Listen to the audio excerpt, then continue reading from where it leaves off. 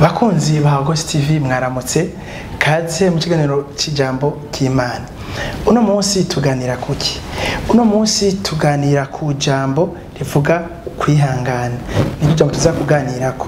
Reka dusome muri Luka igice cya 21 ku murongo wa 19. Aho havuga ngo ukwihangana kwanyu niko kuzotuma mukiza ubugingo bwanyu. Yesu nashimwe. Rero ijambo ryo kwihangana ni jambo ryagutse gose, ariko mu buzima bwa misi yose usanga ari tugora. Ukwihangana twotanga uburero bwinshi bw'abantu bagiye bihangana, ariko kandi bagakuramwo novuga umwimbu umeze neza. Ukwihangana twovuga yuko ari ijambo ryagutse, kuko ibintu ducamo kenshi muri iyi misi yose uzosanga duca mu bintu dusaba kwihangana.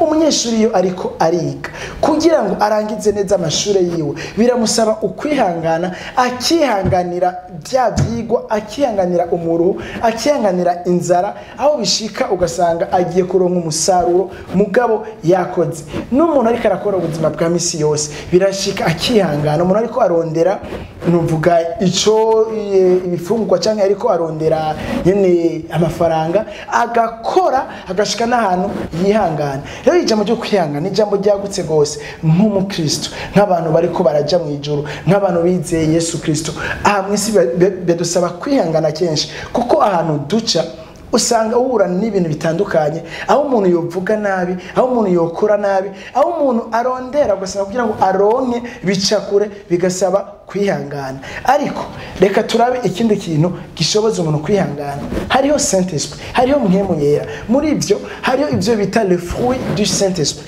Reka dusome gatoya ngaha mu Bigalatiya igice cya 5 ku murongo wa 22 niho havuga ngo ariko ivyo Mpwemu yama n'urukundo, umunezero, amahoro, ukwihangana, kugira neza, ingeso nziza, kuba umwizigirwa. Ciwe nagomba cyane tuvugane kuri iryo kwihangana. Mu vyamwa vya Mpwemu Yera, umuntu yamaze kuba umukristo aronka Mpwemu Yera Saint Esprit, le guide ariwe amurongora muri byose. Rero mu vyo ngo Mpwemu yama harimo ukwihangana.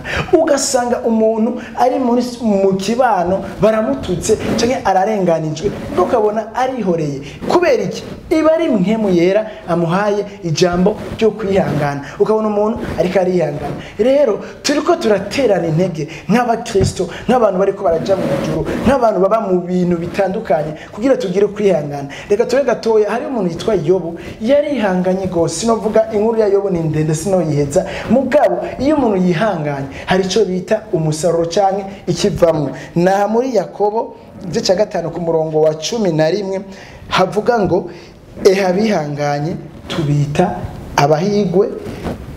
Mwarumvise ukwihangana kwa Yobu, mwabonye ivy'Umwami Imana yaherutse kumugirira, ingene yuzuye imbabazi no kugira ikigongo. Amen. Yobu yarihanganye. Yobu yaciye mu bigeragezo bikomeye, aho yabuze abana biwe n'umubiri we bwite ujako novuga ibintu bitamworoye gose, ariko Yobu arihangana. Ku mpera y'ivyo yararonse ubuzima bwiza.